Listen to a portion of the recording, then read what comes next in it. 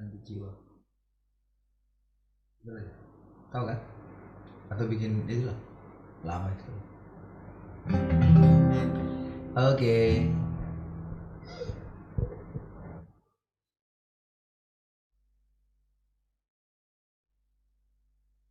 Kekuatan di jiwaku. Kepake. Sudah. Nggak hafal soalnya. Ya.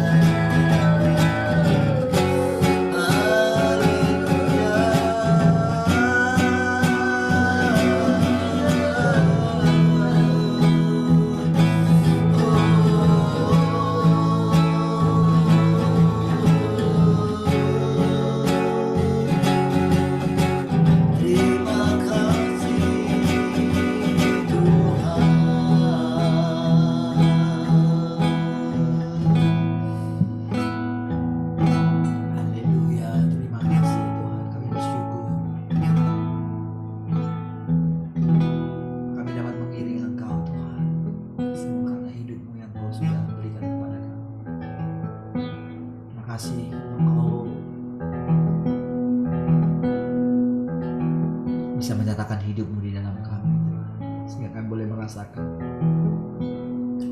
getaran-getaran kasih-Mu kepada umat manusia, Tuhan. Terima kasih, Tuhan. Kami boleh merasakan bagaimana Engkau sangat mengasihi manusia. Terima kasih, Tuhan. Kami bersyukur. Kami persembahkan kembali tubuh kami ini bagi-Mu, Tuhan. Kami benar-benar merindukan perkataan-perkataan-Mu, Tuhan, yang Engkau ucapkan, Tuhan, dari hati-Mu sendiri. Terima kasih, Tuhan. Kami bersyukur dapat duduk tenang di hadirat Tuhan, mendengarkan setiap perkataan-perkataan. Terima kasih, Tuhan. Terima kasih untuk Roh Kudus-Mu, Tuhan, yang membimbing kami, yang membuat rasa kedamaian, ketenangan di hati kami, Tuhan. Terima kasih buat penghiburan setiap hari, Tuhan. Terima kasih, kami bersyukur. Hati kami teguh, Tuhan. Pikiran dan kehendak kami serahkan kepada-Mu senantiasa.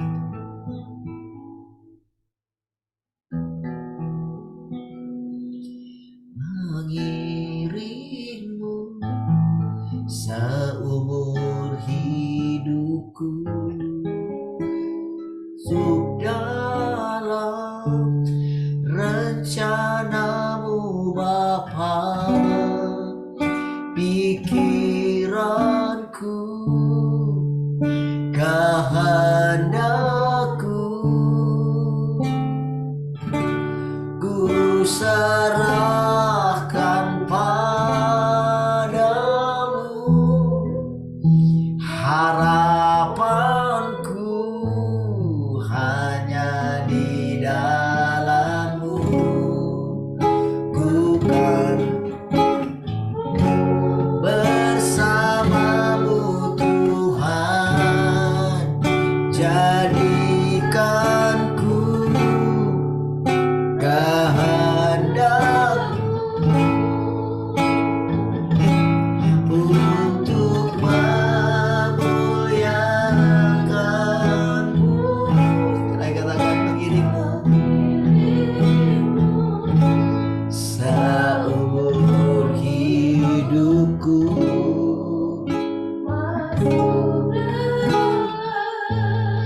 Rencana-Mu Bapa, pikiranku, kehendakku, ku serahkan padamu. Harapanku hanya di dalam-Mu. Ku kan teguh bersama-Mu, Tuhan. Jadikan ku bejana-Mu untuk memuliakan-Mu.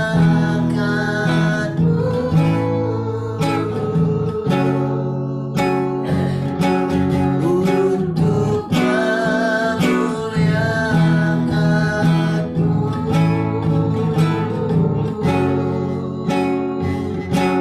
Untuk memuliakan-Mu. Haleluya.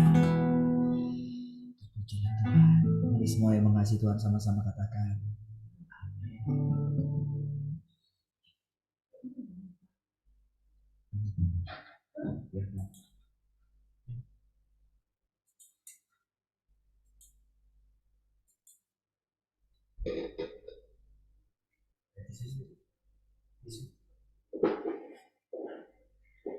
Baik, sekali lagi shalom semua, selamat pagi. Halo, selamat pagi. Halo, selamat pagi semua.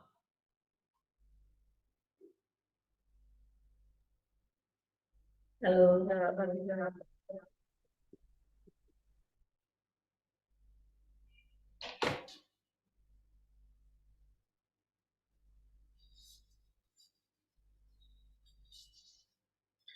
Selamat pagi semua.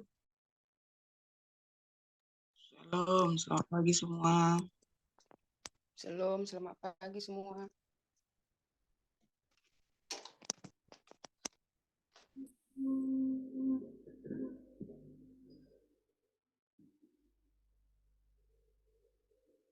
Tinggal Keisha yang belum shalom. Shalom, selamat pagi semuanya. Baik, puji Tuhan.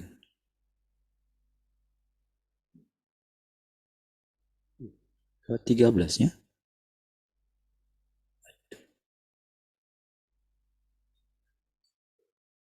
Baik, saudara. Kita ya lanjut ya. Oke. Ya. Ada berapa halaman lagi? Masih ada ya. Baik.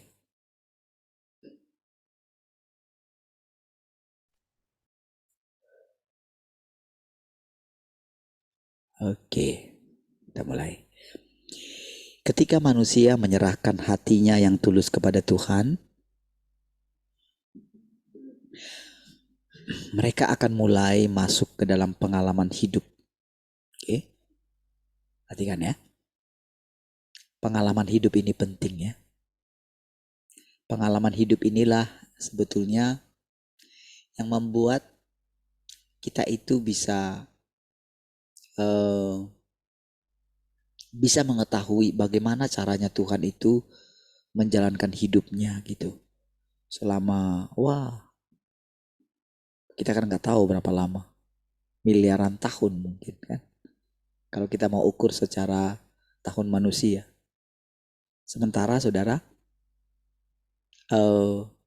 kita ini masih berapa lama kita hidup kan?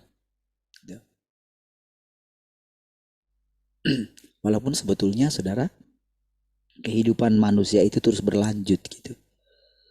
Jadi anggaplah hidup kita itu ya belum sampai 6.000 tahun lah gitu. Kalau kita hitung semua. Namun hidup kita sendiri baru kalau kita lihat dari segi ukuran manusia, ya berapa umur kita sekarang gitu. Tapi itu pun kan dari umur kita, dari bayi sampai kita mungkin ya lepas dari orang tua kita gitu kan. Itu kan tidak bisa dihitung gitu, harusnya gitu. Yang kita mulai bisa hitung itu dari sejak kita mulai mandiri gitu. Ya, ada juga orang yang memang sudah mandiri dari umur 12 tahun gitu kan. Tapi contoh yang paling mungkin tepat itu adalah kehidupan Tuhan Yesus ketika memulai pelayanannya gitu. 30 atau 29 tahun gitu. Nah, jadi ketika dikatakan bahwa ketika manusia menyerahkan hatinya yang tulus kepada Tuhan, mereka akan mulai gitu masuk ke dalam pengalaman hidup gitu. Kan sejak kita mulai merantau barulah kita mulai mengerti bagaimana kita harus mulai melakukan tanpa bimbingan orang tua kita gitu. Ya. Kalau ingat dulu ya, ketika pertama kali merantau itu nasihat pertama yang saya ingat, jangan lihat ke belakang gitu. Udah. Saya ingat itu sampai jauh gitu dalam perjalanan naik bus itu. Karena butuh hari satu malam gitu kan. Satu malam lah gitu ya, sampai pagi gitu. Ya, dari sore sampai dini hari gitu, sampai di Pekanbaru ya. Di Minas gitu. Ingat perjalanan berhenti dari satu tempat ke tempat lain gitu kan. Situ ya benar-benar merasakan sendirian gitu. Dan setelah itu ya sudah memang jumpa dengan keluarga. Setelah itu ya sudah, walaupun dulu tidak dapat kerjaan gitu, orang tua saya datang, saya diajak pulang, saya tidak mau gitu. Nah, saudara, kalau dikatakan kita baru mulai mengalami masuk ke dalam pengalaman hidup. Jadi mungkin banyak di antara kita atau awalnya kita itu semua terkejut gitu dengan pengalaman hidup yang akan kita lewati. Bahkan terkadang Tuhan mengizinkan pengalaman itu, tapi terkadang dia tidak ada di situ gitu. Perasaan kita sih ya. Karena kan kita bisa merasakan Tuhan kan karena firman-Nya. Dan kita tidak merasakan Tuhan juga karena firman-Nya juga. Kan Yesus pun tidak menyadari kalau Bapaknya meninggalkan dia, apalagi kita gitu. Mengapa engkau meninggalkan aku? Bukankah harusnya dia bisa punya pikiran? Mana mungkin Allah meninggalkan aku? Wong dia dalam diriku kok. Wong dia hidup dalam aku. Tetapi dia mengalami pengalaman hidup, yaitu ditinggalkan oleh Bapaknya gitu. Ya kan? Itu namanya pengalaman kan. Pengalaman hidup ditinggalkan oleh Bapak. Dia gak pernah merasakan itu.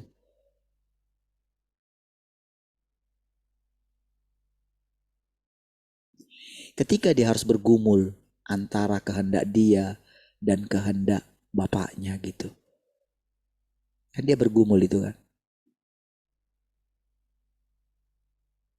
Masa sih Bapak tega melihat anakmu seperti ini gitu. Dia kayak berpikir sendiri gitu.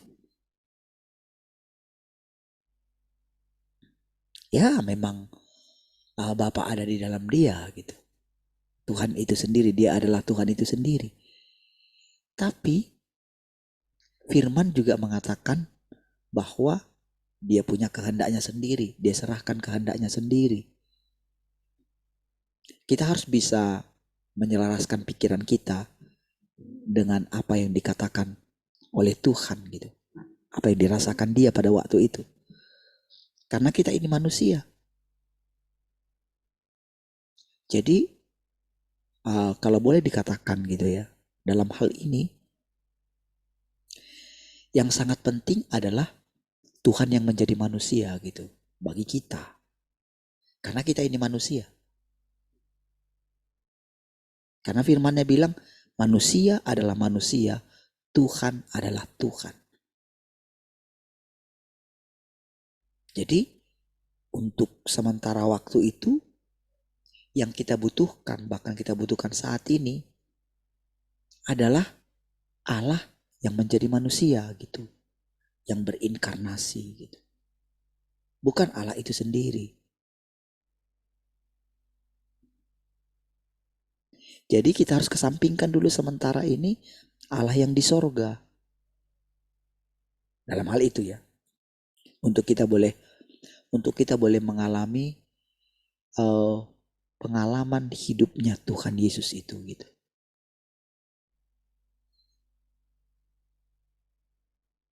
Jadi siapapun yang datang sesudah itu, sesudah Yesus.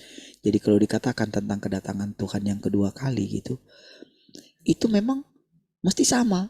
Makanya dikatakan pikiran Kristus. Makanya dikatakan Kristus. Walaupun dia datang dengan nama yang baru. Dengan nama Tuhan yang Maha Kuasa. Tapi hakikatnya dia itu sama gitu. Wataknya dia itu sama gitu. Kristus. Apa itu Kristus gitu. Nggak ada yang boleh lain dari situ. Mengenai perkataannya yang baru, ya betul.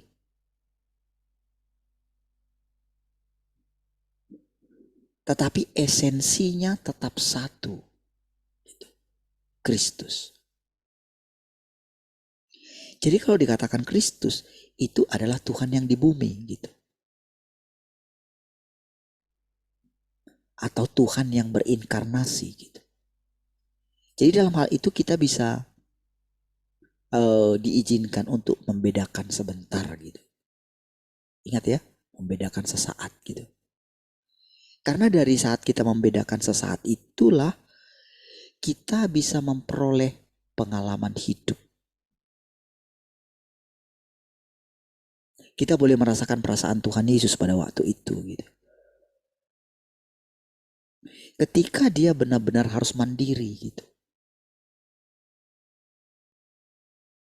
Ketika dia harus melewati itu, khususnya masa-masa terakhirnya itu. Memang sebelumnya itu dia pun sudah mandiri juga. Dia memang kepadanya diberikan kuasa gitu. Kepadaku diberikan kuasa. Kepada anak sudah diberikan kuasa untuk menghakimi gitu. Tapi dia begini saudara. Dia itu belajar mengikuti apa ya? Dia juga bertumbuh gitu dalam dalam pengetahuannya akan rencana Allah gitu. Dia juga bertumbuh. Itulah yang membuat dia itu bisa berdoa tiap pagi gitu. Kalau dia Allah, ngapain dia berdoa? Gimana maksudnya berdoa? Sama siapa dia berdoa gitu. Karena dia manusia lah, maka dia berdoa gitu. Jadi mungkin awalnya itu kan seperti umur 12 tahun itu kan dia itu kan sebetulnya apa ya? Masa kamu gak tahu aku harus ada di rumah bapakku gitu? Kenapa kamu larang aku ada di rumah bapakku gitu? Bukankah aku harus mengurusi urusan bapakku gitu? Ya Maria pun ya bingung juga. Oh dia gak tahu. Dia kan cuma melahirkan. Dia mana tahu kehendak Allah tentang anaknya itu. Yang dia tahu apa? Seorang anak harus menghormati orang tuanya. Ini baru umur 12 tahun ngomong kayak gitu. Bukankah dia menyusahkan aku? Bukankah dia harusnya tahu kalau aku sangat mengasihi dia? Dia masih kecil, umur 12 tahun.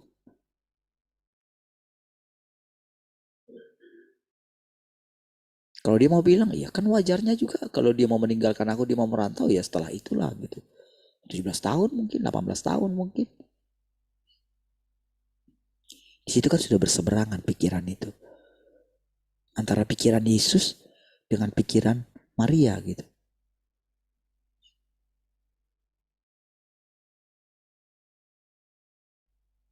Tetapi pada usia segitu, dia mengikuti insting di dalam hatinya gitu. Yaitu Roh Kudus gitu.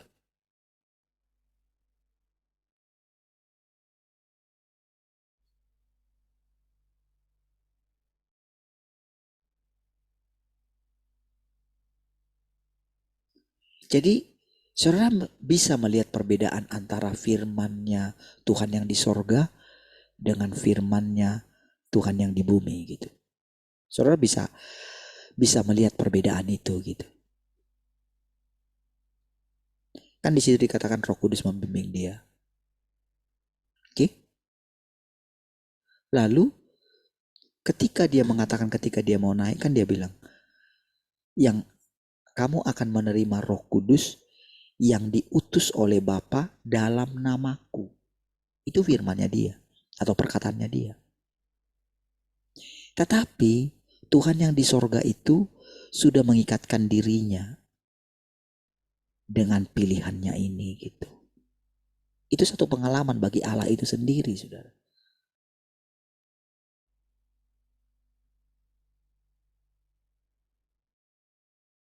Kan dia seperti membuat cloning dirinya sendiri.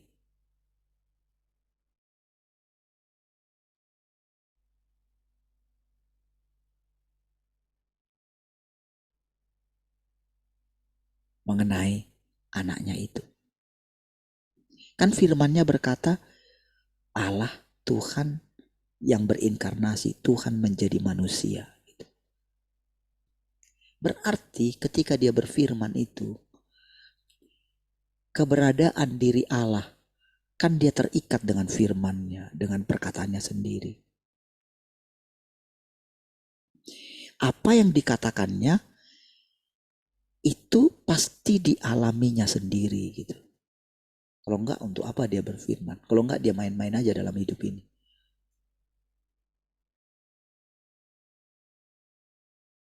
Dia serius gitu. Ya karena memang kenyataannya demikian. Jadi Allah itu mungkin dulu misteri bagi kita. Tapi sekarang sesuai dengan pengalaman kita setiap hari, sesuai dengan bagaimana kita mengikuti firman-Nya, ketika kita merasakan semua perjalanan ini, lama-lama kita akan mengerti.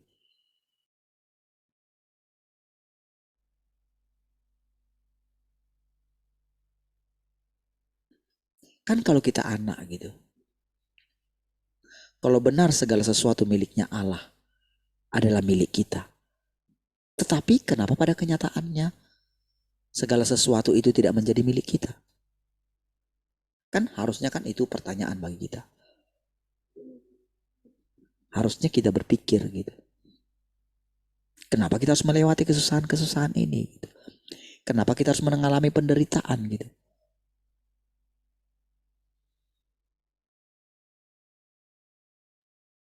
Berarti lewat semua itu saudara, ada hal yang harus kita hidupi, kita lewati, kita alami saudara.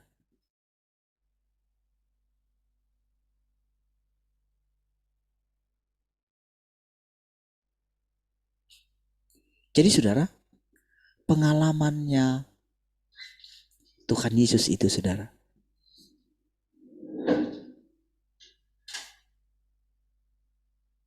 apa yang dialami oleh Tuhan Yesus menjadi nyata setiap hari saudara. Jadi saudara, ketika kita melihat saudara, setiap hari bagaimana dikatakan tadi, ketika kita mulai memberikan hati kita kepada Tuhan, maka kita akan mulai memasuki pengalaman hidup.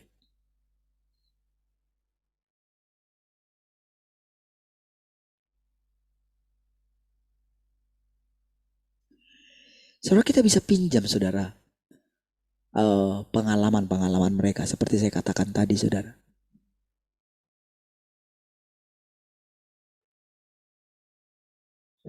Kalau dikatakan umur kita itu, kalau dikatakan umur manusia itu belum 6.000 tahun gitu.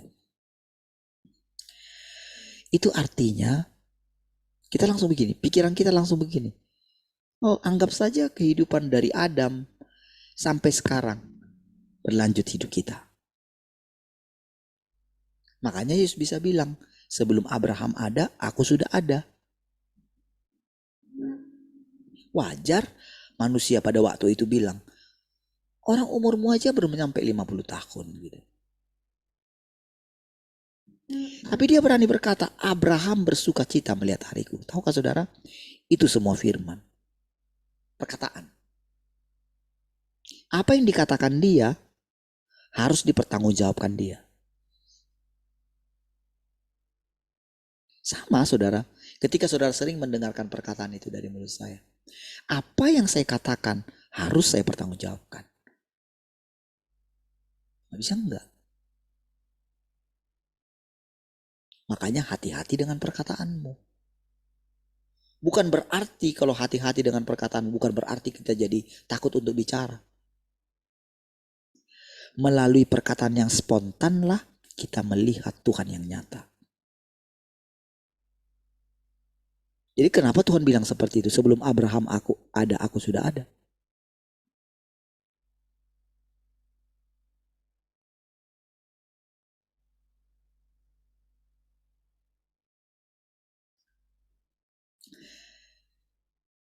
Tadi malam saya itu bicara panjang lebar sama Brian itu. Kenapa saudara? Dia tertarik sekali saudara.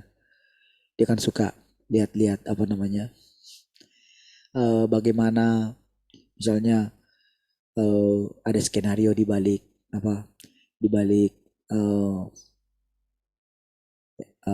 pandemi kemarin ya. Belum lagi bagaimana ada pokoknya banyak sekali lah tentang penemuan-penemuan gitu. Tentang bagaimana ada dunia lain mencapai ini. Dia bisa terangkan semua gitu. Dia tertarik gitu. Lalu dia tanya sama saya gini, itu benar ya papi? Benar gak itu? Jadi kadang-kadang yang saya dengar itu dari dia itu belum pernah saya dengar gitu. Dia bisa ceritakan semua hal-hal itu gitu ya. Lalu saya bilang begini, mungkin saat ini ketika mereka cerita itu mungkin tidak betul gitu. Mungkin saat ini. Tapi satu saat itu akan menjadi betul. Kamu tahu kenapa? Karena manusia itu diciptakan serupa dan segambar dengan Allah. Tetapi walaupun mereka sangat pintar sekali. Kamu tahu? Orang yang pintar itu kan dia gak percaya sama manusia yang lain. Lalu mereka ciptakan robot. Mereka ciptakan manusia. Bahkan sekarang manusia itu sudah diciptakan gitu. Ada produksi manusia gitu. Yang mereka ciptakan sesuai dengan kehendak mereka. Tapi kamu tahu? Ketika robot-robot itu, dia kan ikuti teknologi juga. Bagaimana robot itu punya pikiran yang lain dan melawan tuannya. Kamu tahu? Tadinya mereka mau menciptakan manusia sesuai dengan pikiran mereka supaya tunduk kepada mereka. Itulah antikris. Tapi kamu gak perlu takut sama semua itu. Kamu tak perlu merasa gentar sama orang hebat, bahkan presiden sekalipun. Karena apa? Karena ada Tuhan yang Maha Kuasa di dalam dirimu. Ketika kamu mendengarkan cerita itu, mungkin kamu takut, mungkin kamu gentar. Tetapi tahu nggak? Ada Tuhan yang mengendalikan semua. Kamu tahu siapa yang membuat robot itu bisa melawan tuannya? Siapa yang buat? Dia mulai berpikir. Itu Tuhan. Jadi walaupun apa yang dirancangkan mereka, memang betul apa yang mereka rancangkan. Itu bisa. Tapi tahu nggak kamu? Semua itu ada dalam kedaulatan Tuhan. Itu sampai belum pernah kayak gitu sudah sampai dia itu tunggu papi. Dia ke toilet sebentar. Habis dia ini saudara, saya dengar nyuci piring gitu karena saya bilang sama dia. Dari sini kau mesti mengerti, mesti belajar takut akan Tuhan. Kamu belajar menghormati orang lain, belajar menghormati orang tuamu gitu, mematuhi gurumu gitu. Hidup rendah hati gitu, walaupun kamu pintar, walaupun kamu tahu, kamu harus belajar rendah hati gitu. Itu pelajaran, itu yang perlu kamu jalani. Saudara, cara Tuhan itu ajaib gitu. Kita nggak tahu bagaimana caranya. Kita hanya menjalani hidup. Tahapan yang kita lalui sekarang adalah belajar mengasihi Tuhan. Ya. Tentang bagaimana nanti hidup di masa depan, kita nggak perlu pusingkan. Apa itu kerajaan 1000 tahun? Ya, kita hanya sekedar tahu karena belum akan disingkapkan sekarang.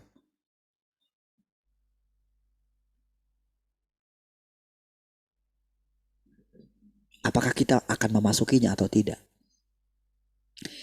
Kalau seorang tidak disempurnakan, maka dia tidak akan memasuki kerajaan 1000 tahun di bumi. Tapi orang yang disempurnakan, yang dihajar, yang dihakimi, dia akan tetap ada di bumi. Itulah arti memasuki kerajaan 1000 tahun. Tapi firman untuk kerajaan 1000 tahun belum. Firman yang kita dengar hari ini adalah bagaimana mengasihi Tuhan. Bagaimana caranya memuaskan hati Tuhan.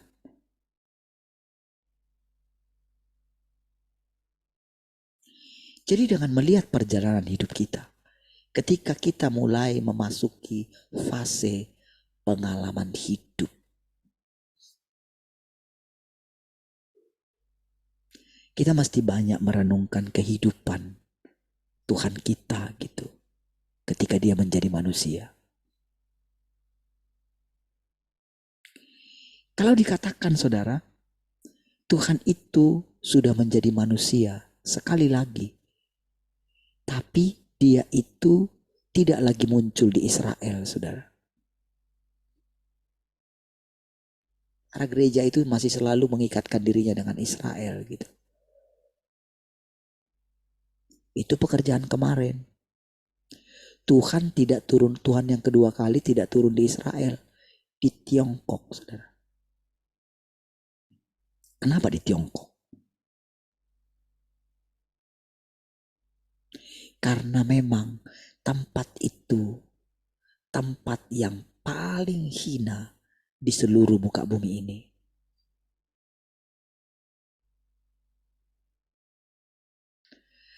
Tidak ada yang mengalahkan mereka dalam hal bagaimana mereka berjuang untuk memperoleh dunia ini.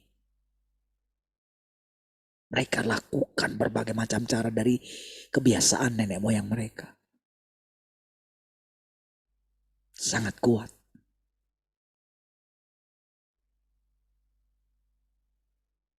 Tapi bagaimana pusat penentangan akan Tuhan yang paling menganiaya Tuhan di akhir zaman justru dari situ juga.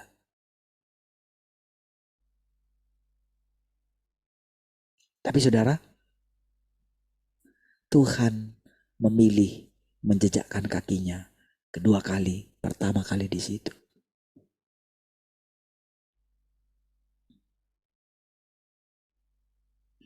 Dari semua yang saudara lihat, orang-orang yang mengalami penganiayaan itu, mungkin saudara akan berpikir, jangan-jangan dia ini orangnya. Bukan.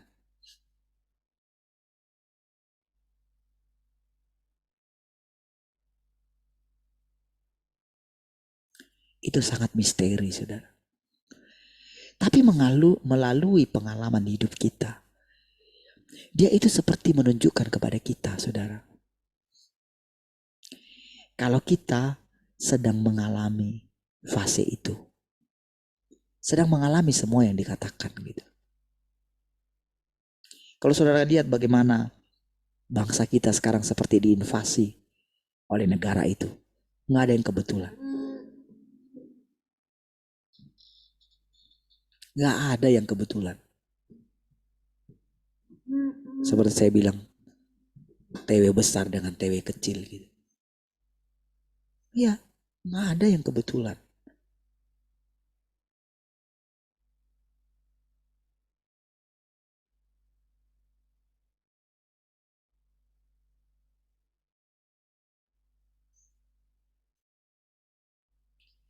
Ketika kita memasuki fase ini, saudara, fase pengalaman hidup gitu. Saudara, tak ada gunanya lagi sekarang kita itu mau melarikan diri gitu. Karena kita tahu kemana kita dapat pergi melarikan diri dari Tuhan. Nggak ada. Nggak ada. Mau kita berusaha dengan sekuat tenaga kita untuk hidup dengan kekuatan kita, untuk menggapai cita-cita kita. Oke? Oke, Tuhan izinkan. Tapi toh suatu saat, pada akhirnya kita akan kembali kepada Dia. Ketika kita mendengarkan firman ini, saudara, setiap perkataan ini, seperti saya katakan tadi, Tuhan itu bertanggung jawab terhadap apa yang Dia katakan gitu. Dia belajar dari situ.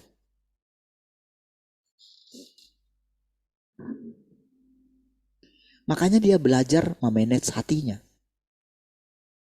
Saudara juga mesti belajar memanage hati saudara.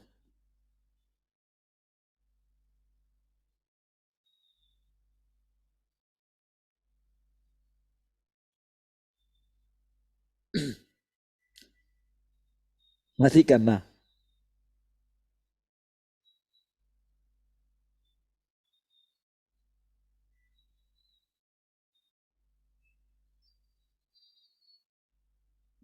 Oke, lagi dihidupkan radionya di luar. Itunya langsung ganti ya. Suka ganti sendiri ya. Siapa yang sering dengerin radio?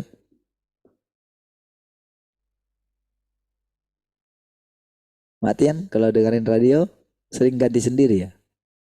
Iya Pak, makanya aku nggak ini suka radio lagi karena kadang dari itu juga sih adalah langsung masuk. Bisa kayak gitu ya? Iya, jadi kan kita udah serius dengar tiba-tiba ganti kayak Tiberias itu punyanya Pak Hana itu sering masuk. Oh ya? Mm-mm. Pak itu Kok apa? Siapa namanya? Erastus? Iya, itu sering masuk dia. Ini lagu-lagu tadi. Oke, baik. Nanti saya coba tanya ya. Kenapa kok bisa gitu? Lagi di toilet tadi kan. Gini hidupin di luar. Hidupin radio. Terus langsung ganti. Kencang sekali suaranya. Ganti sendiri ya? Berapa itu? Lewat 44 masih ya? Baik. Oke, saudara. Seperti saya katakan tadi, saudara.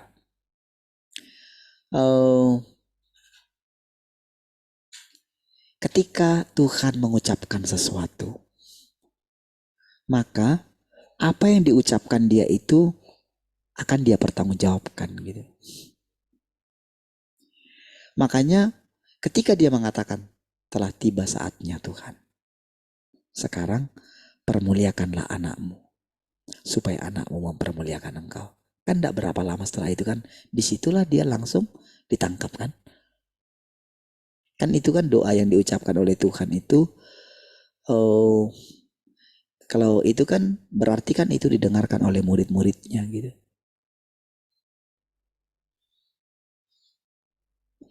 Saudara, perkataan-perkataan yang dituliskan oleh murid-muridnya itu gitu, kan itu kemudian itu dicatat kembali oleh mereka kan itu sesudah lama Yesus naik ke sorga gitu. Seperti misalnya kan yang menulis yang saya katakan tadi kan Yohanes pasal 17 berarti kan Yohanes kan.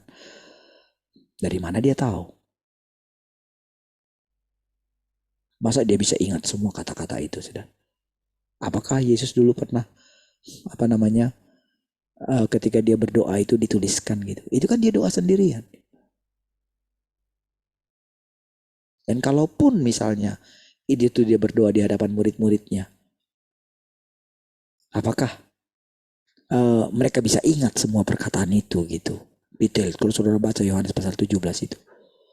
Berarti kan itu dituliskan oleh Yohanes, saudara. Tentu, saudara. Dalam persekutuan dia, seperti kita ini sekarang. Seperti yang saudara dengar setiap hari perkataan dari mulut saya misalnya. Kalau kita itu hanya melihat, atau jangankan saudara, kalau saya terus melihat diri saya seperti kemarin gitu, saya tidak akan pernah bisa mengucapkan semua perkataan yang saudara dengarkan. Tidak mungkin bisa. Tapi ketika masing-masing kita ini bertumbuh, dan saudara mulai mempercayai, diam-diam mulai mempercayai, maka disitulah kita melihat Tuhan itu sendiri menampakkan diri di tengah-tengah kita. Lewat apa? Perkataan-perkataan yang saudara dengarkan setiap hari.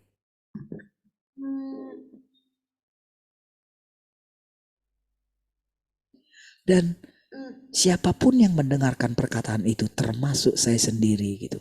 Termasuk ini saya sendiri. Ingat tadi, termasuk Tuhan Yesus sendiri. Kan dia bilang, coba saudara perhatikan dia katakan, yang akan diutus Bapa dalam namaku. Itu kan, masa Tuhan itu sendiri harus minta izin sama Tuhan Yesus? Kan ceritanya kan begitu kan, diutus dalam namaku katanya. Kenapa nggak dalam nama Bapa? Kenapa nggak dalam nama Tuhan itu sendiri? Dia mulai mengerti pola kerjanya Tuhan itu.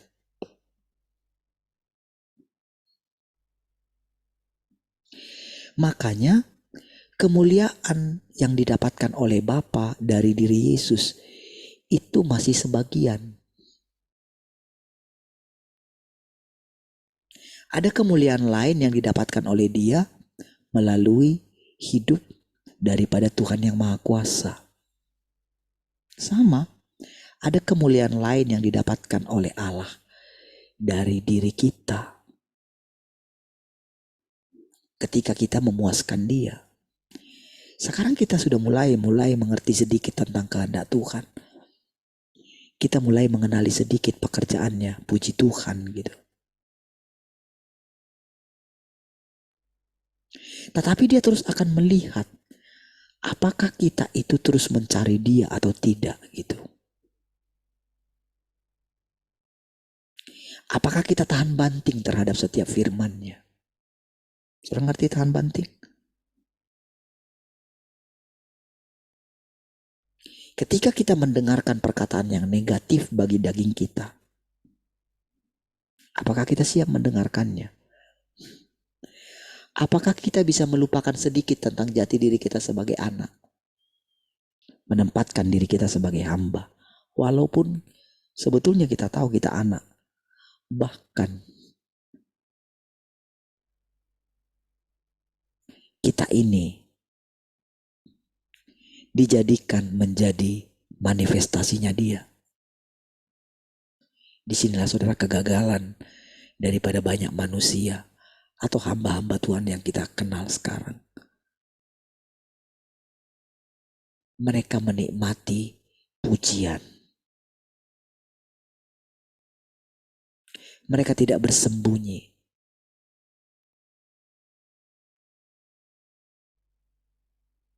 Mereka pertahankan itu, saudara.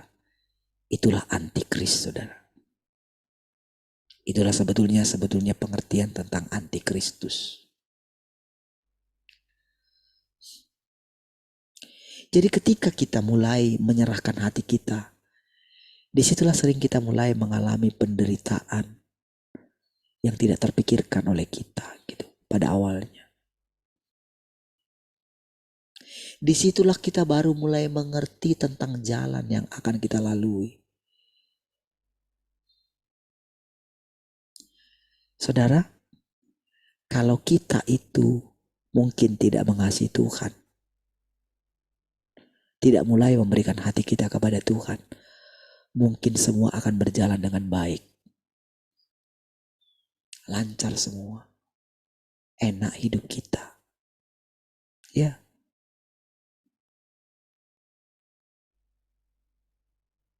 Tapi ketika kita mulai menyerahkan hati kita, kita mulai mengalami pengalaman hidup.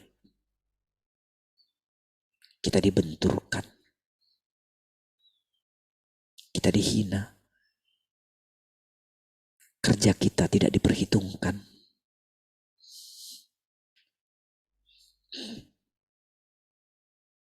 Kita cuma menyalahkan keadaan. Tuhan diam. Rasanya kita pengen, tunjukkanlah keadilan-Mu Tuhan. Tuhan diam.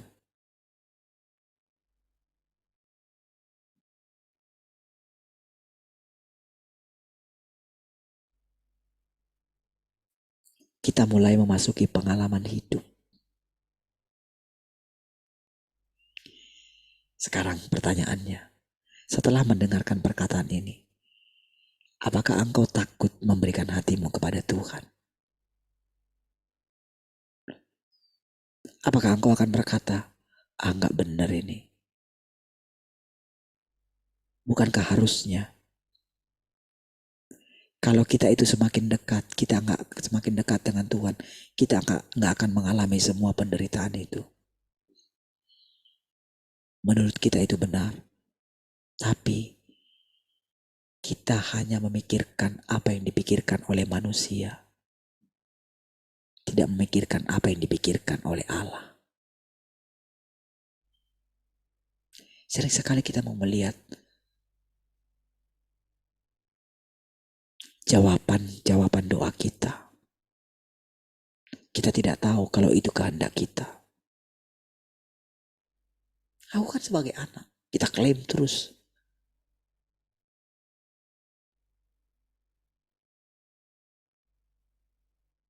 Bukti daripada kalau kita mulai memberikan hati kita, datang ujian yang berkali-kali. Tapi ingat, ujian yang kita alami tidak pernah melampaui kekuatan kita. Itu firman, pegang itu. Pegang. Karena Tuhan berdaulat atas semua. Kenapa Tuhan lindungi kita dulu? Kenapa gak ada yang nyentuh kita? Gak ada yang berani nyentuh kita? Kenapa? Karena memang saudara, tidak ada satupun yang terjadi dalam hidup kita tanpa sepengetahuan Tuhan. Makanya dia katakan, jangan takut, akulah perisaimu.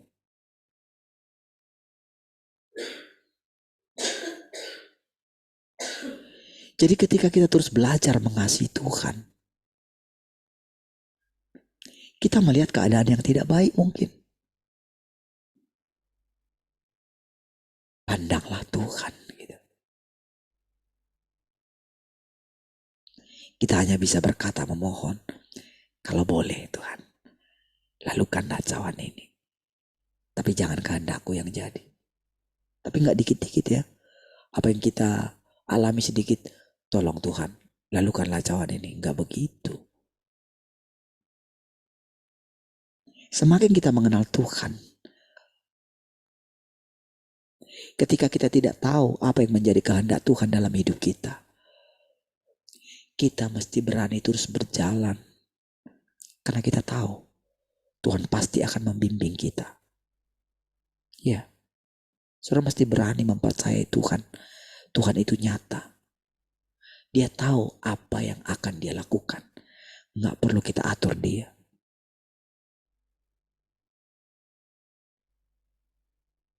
Jangan simpan keinginanmu. Jangan pertahankan keinginanmu. Jalani.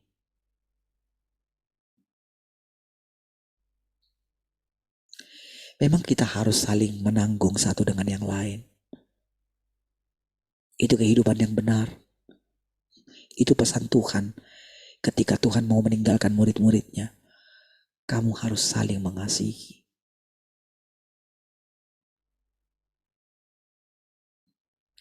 Ketika Tuhan memilih Petrus untuk menggantikan dia sudah tunjukkan kepada mereka dari awal. Gini ya, kira-kira gini loh. Siapapun di antara kalian nanti yang akan menggantikan aku, jadi pemimpin di antara kalian. Dia ngomong gitu. Gini nih caranya ya. Kalau mau jadi pemimpin itu kayak gini. Hendaklah pemimpin itu menjadi lebih kecil dari semuanya. Makanya dia ambil handuk lalu dia cuci kaki murid-muridnya. Tapi itu hanya contoh. Gak perlu kita harus melakukan itu. Kalau ada di antara kita mau menjadi terbesar dalam pandangan Tuhan dan kita semua itu dipanggil untuk menjadi itu, saudara. Kita mesti berani mengambil posisi seperti yang Tuhan kehendaki, saudara. Duduk di kaki Tuhan. duduk di kaki bapaknya setiap hari. Saudara, saya bukan, kalau saudara lihat selama ini saudara, bukan berarti saya nggak melakukan banyak kesalahan. Kesalahan saya terlihat dengan jelas di hadapan saudara. Karakter atau apa saja bisa terlihat dengan jelas. Tapi saudara, yang berani membuat saya terus maju adalah karena perkataan Tuhan. Bukan karena diri saya. Kalau saya berani mengucapkan terus perkataan ini atas nama Tuhan gitu, saya tahu resikonya. Resiko yang paling sulit ditanggung adalah ketika manusia memuji kita. Ya, karena wibawa ilahi kan pasti akan ada sama kita. Dan manusia yang lain akan melihat itu. Beranikah engkau menyembunyikan dirimu?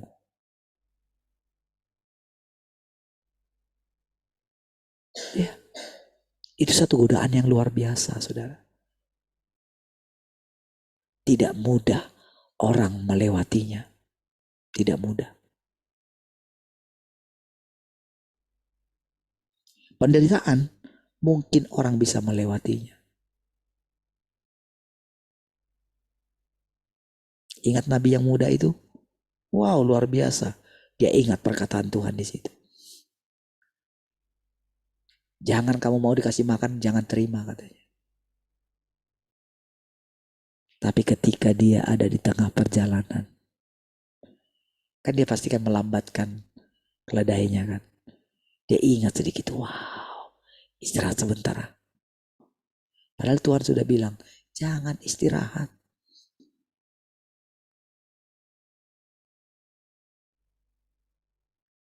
Memang dia diuji. Semua kita, saudara, diuji. Siapapun kita. Dirinya saja yang diberikan kepada Yesus diuji kan.